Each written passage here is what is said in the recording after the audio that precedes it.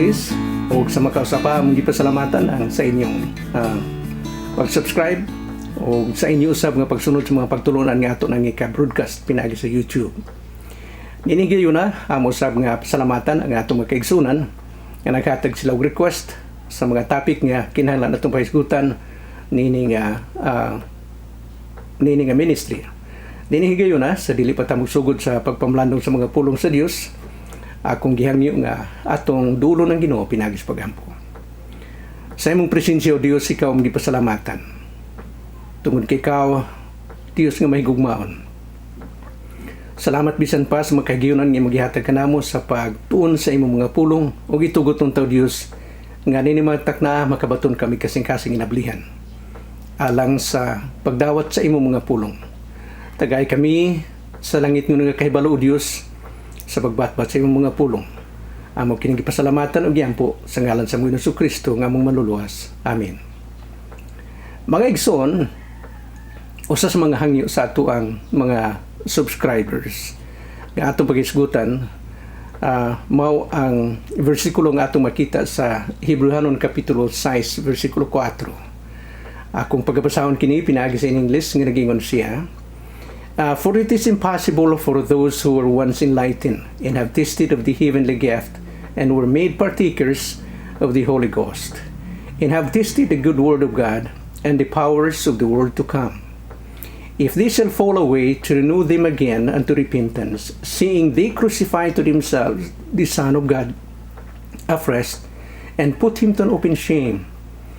For the earth which drinketh in the rain that cometh off upon it, and bring it forth herbs meet for them by whom it is dressed, receiveth blessing from God. Mga igsoon, usa kini sa mga tingali mga bersikulo nga gidebatihan sa karaghanan sa mga theologians ug hangtod karon. Kung atong basahon ang mga komentary nagkalanlay ng ilahang pangunahuna ug ato sab nga makita nga ang ilang mga views nagkalanlay ng ang ilang paghubad o ang ilang pag-interpret ng mga passage. Ang usa sa mga grupo tingali sa mga Kristohanon nga nagagamit niini mong kini nahimo kini nga wilnon alang kanila mong kanila nga wala nagatuo nga ang kaluwasan sa makausangan tao maluwas magpabilin siya nga luwas hangtod sa walay katapusan. Kanila usab nga nagtuo nga ang atong kaluwasan doon natay gitawag natong eternal security nahimo usab kini nga problema. Tungod kay nagpakita dinhi nga kung atong tanawon murag nagtudlo siya nga sa makausapang ang tao nga nakabato nagkahayag si Ginoo nahayagan na nakatilaw na matud pa niya have tasted of the heavenly gift. Matud pa niya kini ang uban nagkunaw na sila nga kini nagisugot sa mga tao nga nahimo na silang Kristohanon panmubiya sila. Natupa sila mo ni mga tawanan gitawag na tug apostate. Na ang uban usab nga mga Kristohanon nagtuo sila nga kini nagisgot kini sa mga tao nga wala gid sila nahimong Kristohanon. Sa atong panahon nga tingali dunay mga tao nga mosulod sa atong katilingban sa atong iglesia pagkatapos niya namubiya sila gikan sa atong fellowship. Atong pag-iisipon nga kana sila nahimo silang apostate nawala sila fallen away. Nga kining duha kung atong tanawon pwede tingali unta natong madawat nga kini nga mga pangunahuna. Apan ang problema tungod kay nagingon man siya nga for it is impossible. Sa ato pa ang usa ka tawo pananglitan siya karon usa ka membro sa usa ka iglesia nagsunod siya sa imuhang iglesia nagsunod siya sa mga pagtulon sa iglesia unya miabot ang panahon nga mibiya siya niya ang mga pagtulunan. Kung mauni ang gisgutan kung muhaong siya niini nga gisgutan niini nga mga bersikulo ang Biblia nagingon it is impossible imposible diya aron sa pagpabalik niya diha sa katilingban sa pagpahinulson niya balik sa katilingban na sa ato pa kung doon sa kataong mubiya sa atong katilingban dili na nato siya tuon ug atong siyang sulayan pa og maymay og council nga aron mobalik siya sa atong katilingban kay ang Biblia nagingon nga it is impossible na karon kung pananglitan kanila usab nga nagtuo nga kini naghisgot sa mga gitawag natong mga professing Christians mga tao nga nagsunod-sunod lang pero wa pagid sila makahimo silang decisions pagdawat sa ebanghelyo di sa atong Ginoong Kristo. Unya mibiya sila. Ang atong problema gihapon nga atong ginatubang mao nga sa ato pa imposible, dili na kinahanglan, dili na kinahanglan atong tinguhaon sila nga atong kabigon sila. Kaya Biblia nagingon it is impossible. Na mga igsoon, kung atong tanawon ang Biblia sa Hebrehanon kapitulo sa mga libro sa Hebrehanon kapitulo 7 bersikulo 25 nagingon siya, wherefore he is able also to save them to the uttermost that come unto God by him, seeing that he ever liveth to make intercession for them. He said he can save to the uttermost. Sa ato pa, kunang sa katao sa diha nga tingali, doon ay mga panahon nga nakadungog siya sa pulong sa Dios, misulod siya sa atong katilingban, nalamdagan siya, o niya miabot ang pinahon, mibiya siya sa atong fellowship. Wala na ba'y kahigayunan alang kaniya opportunity nga mobalik siya sa atong katilingban aron siya mahimo siyang maluwas, makatuo, makasabot sa pulong sa Dios. Kaya ang Biblia nagingon man it is impossible. Na mga igsoon, tingali ka kung atong hunahon ang atong makita sa ikaduhang Timoteo, si Apostol Pablo naghisgot ini. Sa ikaduhang Timoteo kapitulo 2 versikulo 24 hangtod sa 26. Akong basahon ni sabi siya, nagingon siya. Ug ang ulipon sa Ginoo kinahanglan dili palaaway, kundi maaghop ngadto sa tanan, andam sa pagtudlo ug mainantuson. Versikulo 25. Uban sa kalumo kinahanglan iyang pagamaymayan ang mga magsupak kaniya. Kay tingali baya itugot ra sa Dios nga sila managhinulsol og may sangko sa pagkaila sa kamaturan. Og sila makaikyas gikan sa bitik sa yawa, tapos mabihag sila niya aron sa pagbuhat sa iyang kabubuton. Klaro kung atong tanawon din mga igsoon nga ang balaang kasulatan nagingon siya nga nagingon si Apostol Pablo kung doon ay mga taong misupak ug misupak sila, nahimo silang masupilon gikan sa pagtulunan, may nagsulayan nato sila sa pagmaymay, kinsa nasahod nga pwede pa silang mubalik sa paghinulsol o makailas kamaturan. Na nahimo kini, alang kanako, ang una nato nga hinumduman, na gitawag nato palitag sa atong interpretation ni tanaw nato, unsa ang gitawag nato nga, unsa ang normal approach kung doon ay mga versikulo nga sama niini. Ang una sa tanan, naigitawag na ito ang contextual approach alang sa pangita sa insakto nga paghubad o interpretation nini nga sa Biblia, mga kanunay itong tanawon o sa ang gitawag na ito nga context. Ang primero, ang iyang gitawag na ito nga background nini nga libro. Ang kini nga mong libro gisulat sa mga panahon sa panahon sa primero nga century. Na kung siya gisulat niya itong primero nga century, sa ato pa kini mga tawhana mo ni ang mga Hudiyo nga buhi sa panahon sa mga apostoles ug buhi usab sa mga panahon sa atong Ginoong Kristo. Na bantayan ninyo og tanaw nato dinhi ang description sa mga pulong nga gigamit sa nagsulat. Pananglitan karon sa versikulo 6 nagingon siya. Nangingon siya, for it is impossible for those who were once enlightened, ang kanang pulong enlightened, nalamdagan siya. Unyang ikaduha nagingon siya, and have tasted. Sa ato pa nakatilaw sila, nahimo usab sila nga were made partakers of the Holy Ghost. Kanang pulong gitawag nato enlightened, nakatilaw, partakers. Makita nato nga kining mga pulong nga gigamit kung atong tanawon pananglitan karon nakatilaw sa ato pa dili nato ni gamiton so sa katao nga pananglitan karon gitagaan nato siya pagkaon ni kaon siya sa ato pa kana iyang gidawat nakakaon siya, nakadawat siya. Di lang siya kay nakatilaw pero nakadawat siya. Ang kanang pulong gitawag usab nato dinha nga partakers of the Holy Ghost.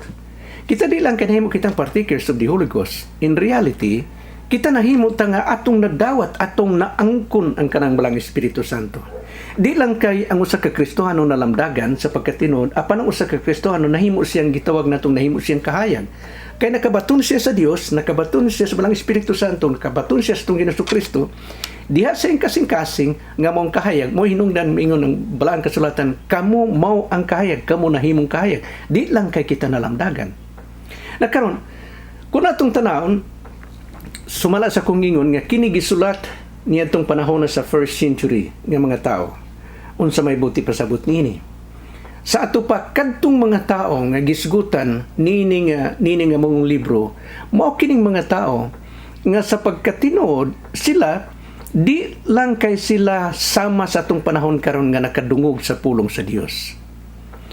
Apan ang ilang nakita sa ilang mga mata, nadunggan nila ang mga pulong diretso gikan sa mga apostoles ug diretso gikan sa atong Ginoong Kristo. Mao ni buti pasabot nini. Kining mga tawhana nakakita sila sa atong Ginoong Kristo nga mao ang kahayag. Nakakita sila sa atong Ginoong Kristo nga mao ang Mesiyas. Nakakita sila sa atong Ginoong Kristo nga usa ka Dios nga karon nagpakita sa kaugalingon ingon nga usa ka tawo diha sa ilang taliwala. So kining mga tawhana literalmente kunato paningisugutan, literalmente kining mga tawhana di lang kay kanang gitawag nato nga sila sa gitawag nato nga mura og sambingay nga pagkaistorya nga sila nakatilaw. Pero nagtuo ko nga apil pagani sila nga nahimo gid sila kanang nakatilaw sila sa mga milagrong gihimo sa atong Ginoong Kristo. Pananglitan karon sa vino o sa tubig nga gihimo sa atong Ginoong Kristo nga nahimo siya nga vino. Ang kadtong mga pan o isda nga gipanghatag sa atong Ginoong Kristo, ang gamay, ang 5 ka tinapay ug ang 2 ka isda nga ang gibahin-bahin ang gihatag sa 4,000 ka mga tao. Ngadto sa 5,000 ka mga tao. Tingali uban pa nila nakatilaw gyud, tingali sila nga naayo sila. Tingali usa sila sa mga katong mga butang nga giayo, may masanglahon nga giayo sa Ginoong Kristo. Apan kun atong tanawon, sila igo lang mo ni gitawag nato nga sila nakatilaw, naka-experience gid sila. Nakaron ang nahitabo, naka-experience sila, nakadungog sila diretso sa atong Ginoong Kristo, og nakakita sila sa gahom sa atong Ginoong Kristo, naka-experience sila sa gahom, mo ni gitawag nga sa gahom sa pulong sa Dios nga malabot. Ang mga apostoles di lang kay ang mga apostoles gipadala sa atong Ginoong Kristo apan sila usab gisangkapan sila sa kagahom sa paghimo og mga milagro kung asa man sila moadto. Sa pagkatinud ko natong isugutan, ang nagsulat niini nagihatagan siya og pulong gikan sa Ginoo nga kining mga tawhana nalamdagan sila, nakatilaw sila, nakaambit sila sa balang Espiritu Santo, nakatilaw sila sa gahom sa pulong sa Dios alang sa kalibutan nga umaabot. Kung sa may buti pasabot niya na sa gingharian nga umaabot. Na mga igsoon, tingali nakakita pa sila sa pagkamatay sa Ginoong Kristo.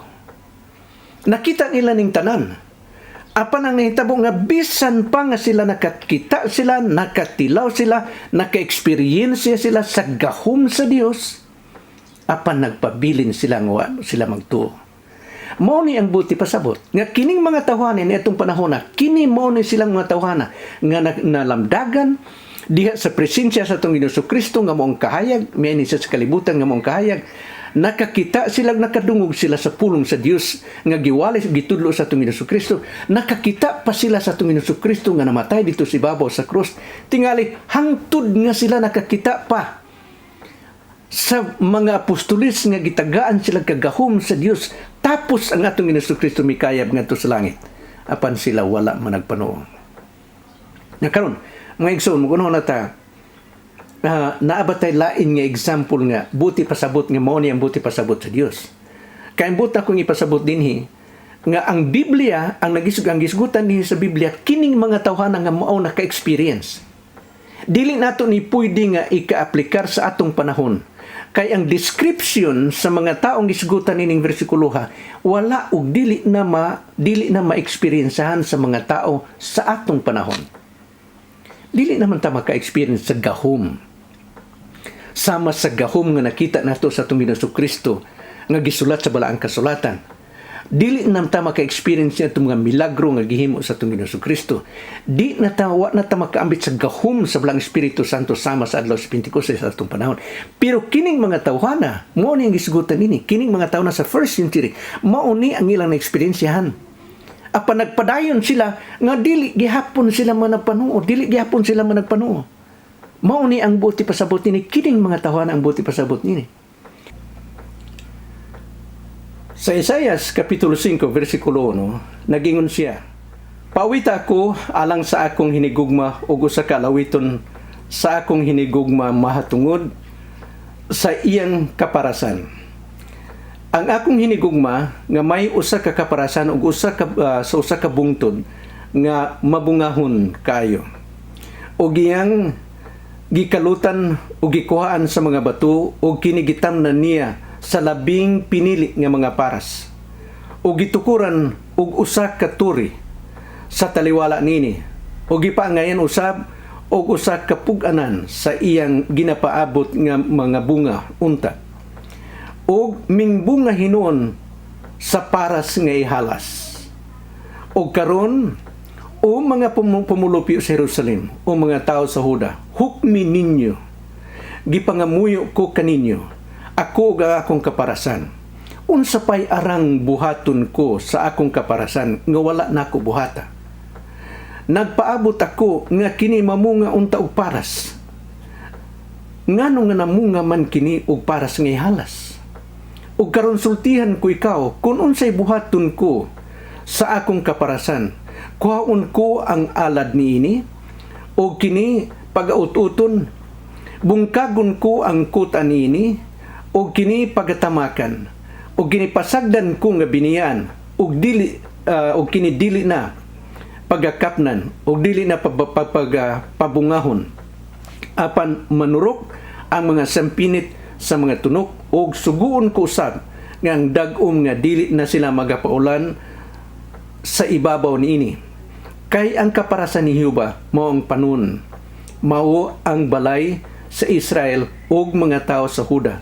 Maong iyang tanom nga makapahimuot og siya nagapaabot sa hustisya apan aniya karon.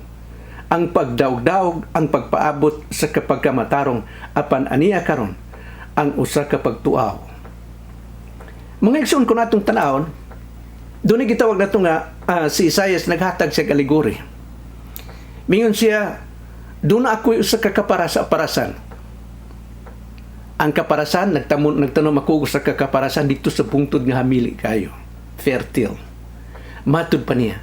Ako siyang gikuhaan sa mga gilimpyuhan o gikuhaan ako mga bato, gitukuran ako og turi, giandaman ako hangtod pa sa pug-anan alang sa mga bungan ini. Iyang giatiman ang buti pasabot nini nga giatiman sa Dios. Apan ang nahitabo, matud pa niya ang mahitabo nga kini nga mga kaparasan namunga hinuon silang mga bunga nga ihalas. Kini lahi nga klase nga tanom sa paras.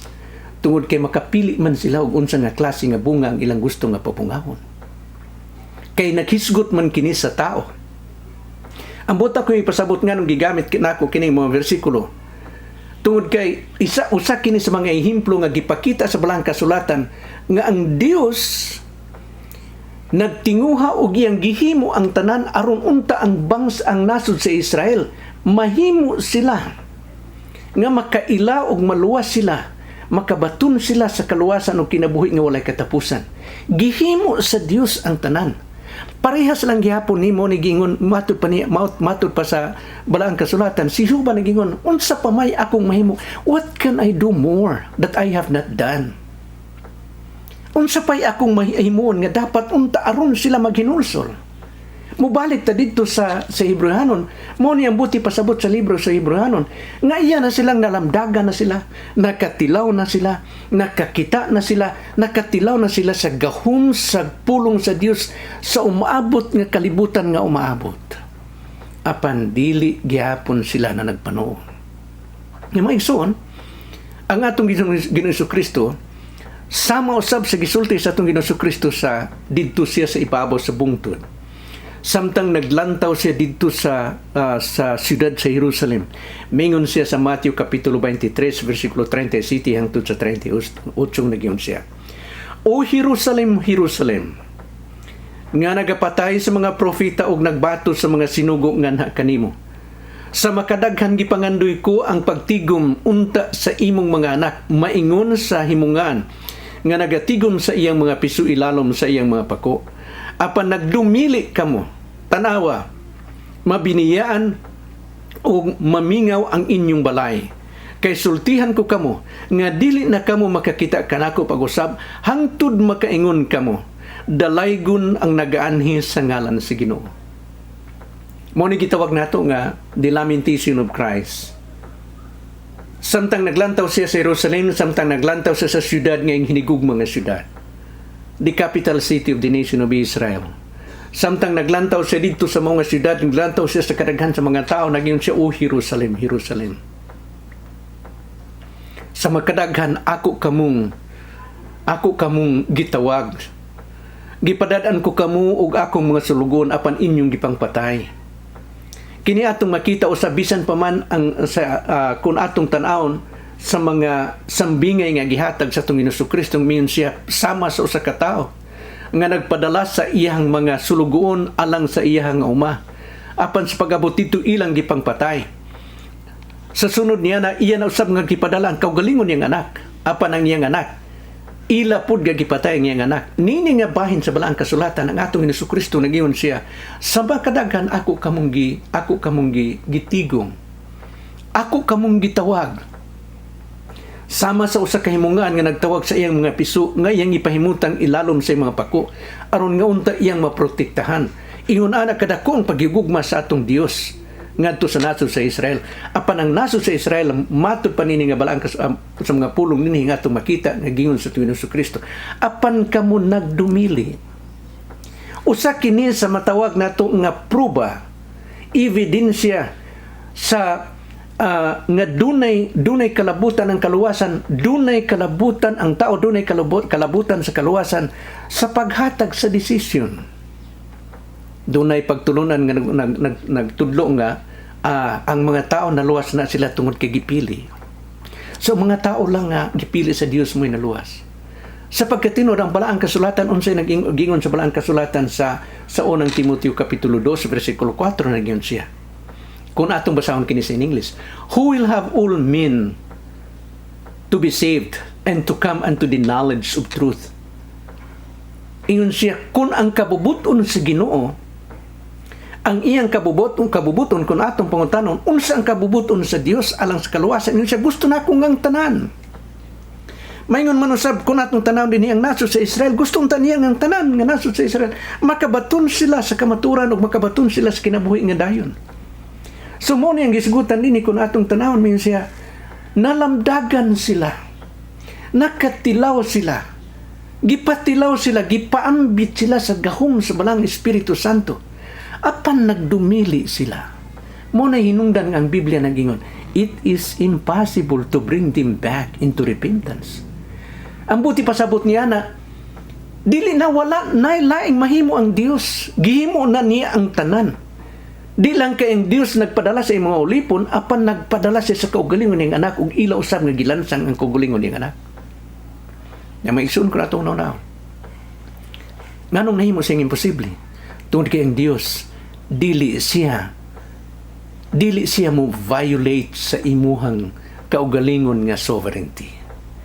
Naa kay kaugalingon nimong free will, naa kay power to choose, naa kay gitagaan ka sa Dios sa kanang gitawag nato gitagaan ka sa Dios og freedom to make your choice, to believe or not to believe, to love Him or not to love Him, pagsunod kaniya o dili sa pagsunod kaniya, pagpamunga o dili pagpamunga, imo na nga pagpili.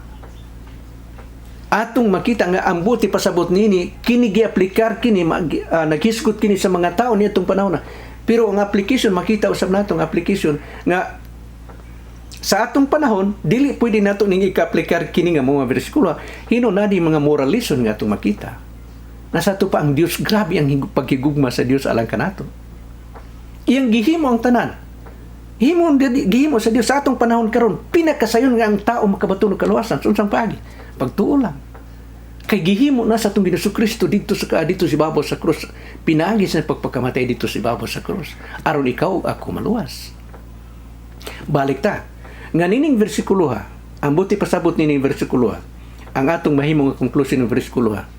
Una sa tanan, kinigisulat kanila sa first century people of Israel.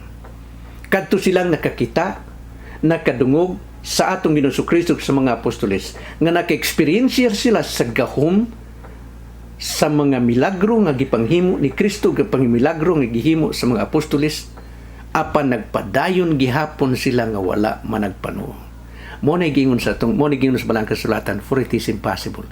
Dili ni pwede nga i-aplikar karon kining mga bersikulo ha. Kay kun imo ni nga i-aplikar karon mga bersikulo ha, sa to pa kinahanglan usab silang maka-experience sumala sa gingon sa bersikulo 4 ug ngadto sa bersikulo 6. Akong balaykon sa pagbasa aron atong hinumduman kini. Mingon siya, for it is impossible for them who were once enlightened and have tasted of the heavenly gift. Nakatilaw sila. Katilaw. Unsa man tong heavenly gift. Katong mga gasa nga paghimo og mga milagro na atong panahon na. Mao man ang context nga gisgutan dinhi. Who were made partakers of the Holy Ghost. Nahimo silang partakers unsa man na heavenly gift, partakers, powers of the Holy Ghost. Hangtod na sa versikulo 5 na giyon siya, and have tasted of the good word of God and the powers of the world to come. Wala dili ta maka-experience na niini karon sa atong panahon. Specific lang ni kini mga bersikulo gisgutan alang kanila kadtong nabuhi nitong panahon na sa mga panahon sa mga apostoles sa panahon sa atong Ginoong Kristo. Mao hinungdan nga kini gisgutan mo siya mga Hebrehanon para sa mga Hebrehanon nga buhi nitong panahon na. So dili ni pwede natong i-aplikar. Pero ang moral lesson nga atong makita dinhi, nahimo siyang imposible nganong nahimo man nga imposible. Kay ang Dios dili man siya mo violate sa the human choice. The human free will, na kay kaugaling ng sovereignty. Ang Dios gamhanan siya, pero dili ang Dios mamugos pagluwas sa katao. Kining mga tawhan naghihimo sa Dios ang tanan nga pwede ning mahimo. Aron unta sila maluwas, gihimo sa Dios. Apan nagpadayon sila, ug ngani mingon sila. Ang tanaw na to sa versikulo 6, nagingon siya, it is impossible to bring them to repentance. Why? Seeing they crucify to themselves the Son of God afresh. Ila pa kung pwede pang ilang ilansang ubalik ang atong Ginoong Kristo, ilang ilansang. Ingon ana ka cruel kini mga tawana. Sayang kung atong noon. Kung atong noon makapahinuklog kung atong noon. Ingon ana kadako ang pagpaningkamot sa Dios. Mo tigingon ni Isaias, ni Jehovah niyo siya. What can I do that I have not done to my vineyard? What can I do that I have not done to my people so that they may come to these people, that they may come unto repentance? God will never violate your free will, your freedom to choose. Imo ka ng pagpili. Sa pagdawat kaniya, ingon nga manluluwas, ug dili pagdawat kaniya. Sa pag-adto sa langit, ug dili pag-adto sa langit. Ug pagkahimo nga anak sa Dios, ug dili pagkahimo nga anak sa Dios. Imo na nga kaugalingon nga pagpili. Ang Dios magpanalangin.